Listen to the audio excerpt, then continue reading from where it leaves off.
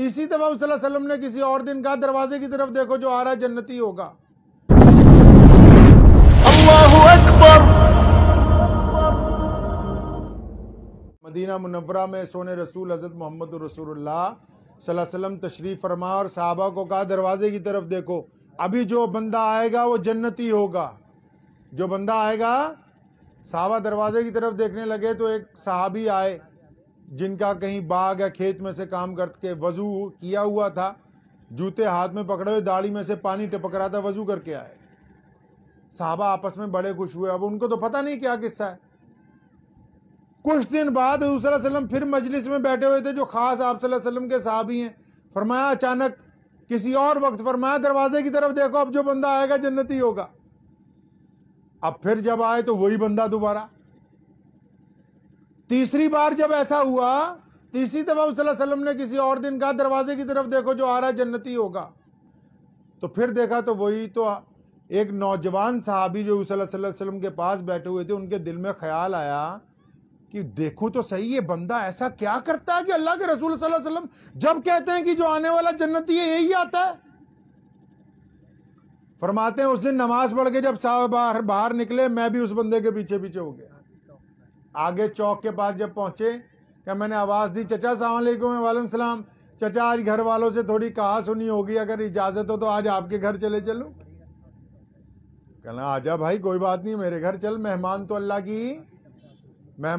کی رحمت ہے۔ آپ تا جے چاہ پینی ہوئے سوچ دیں اٹھ کے چل جوئے تو پھر پیئے۔ اسلام نے ان احساسات کو زندہ رکھا ہے۔ اگر آپ کھانا کھانے لگے اور کوئی آ جائے اور آپ کا دل یہ چاہتا ہے کہ یہ اٹھ کے چلا جائے میں کھانا کھاؤں، تو ابھی ہم مسلمان نہیں ہوئے۔ اسلام نے احساس ہی تو پیدا کیا انسانوں میں۔ تو اس صحابی کو کہا، انہوں نے کہا چلو میرے گھر چلو، گھر لے گئے، کھانا وانا کھلایا، اپنے پاس ہی بستر لگوا لیا۔ اب یہ نوجوان صحابی کہتے ہیں کہ میں ساری رات لیٹنے کا ڈھونگ کیا، میں سویا نہیں، میں دیکھتا رہا کہ یہ رات کو ایسی کون سی عبادت کرتا ہے۔ تو کہنے لگا وہ ساری رات تو اللہ والا اٹھا ہی نہیں، کروٹ لیتا تھا تو کہتا تھا اللہ اکبر، پھر سو جاتا تھا۔ اب وہ کہتے ہیں میں بڑا حیران بھی، انہوں نے تو کوئی ایسی نماز نہیں پڑھی۔ فجر کی جب اذان ہوئی وہ فٹافٹ اٹھے، وضو کیا، مسجد چلے گئے۔ وہاں سے آئے، کہتے میں ساتھ ہی رہا تو مجھے اپنے ساتھ ہی باغ میں لے گئے، سارا دن کام کیا، نمازیں ساری پڑھیں، فرض نمازیں پڑھیں ساری، اور سارا دن محنت کی۔ دوسری رات آ گئی، تیسری رات جب آئی تو وہ کہنے لگے، نوجوان صحابی نے ان کو کہا چچا ایک بات بتاؤں؟ کہتا ہاں بتاؤ بیٹا۔ چچا میرے گھر پہ کوئی ناراضگی نہیں، میں تو ویسے ہی آپ کے ساتھ آ گیا تھا۔ کہنے لگا ہاں میرے بچے مجھے پتا تو ویسے ہی آ گیا میرے ساتھ۔ کہنے لگا حضور صلی اللہ علیہ وسلم نے فرمایا کہ آپ جنتی ہیں۔ انہوں نے کہا جی مجھے یہ بھی خبر ہے، میرے آقا صلی اللہ علیہ وسلم نے میرے لیے فرمایا۔ کہنے لگا میں تو یہ دیکھنے آیا تھا تم ایسا کیا کرتے ہو؟ 5 نمازیں ہم بھی پڑھتے ہیں، 5 تم بھی پڑھتے ہو، ہم بھی اذان سن کے مسجد جاتے ہیں، تم بھی اذان سن کے مسجد جاتے ہو، ہم بھی کھیتوں میں کام کرتے تم بھی کرتے ہو، لیکن تم ایسا کیا کرتے ہو کہ رسول اللہ صلی اللہ علیہ وسلم بار بار جب کہا تو آپ ہی آئے، تو ایسا عمل کون سا؟ بس وہ پوچھنے آیا تھا۔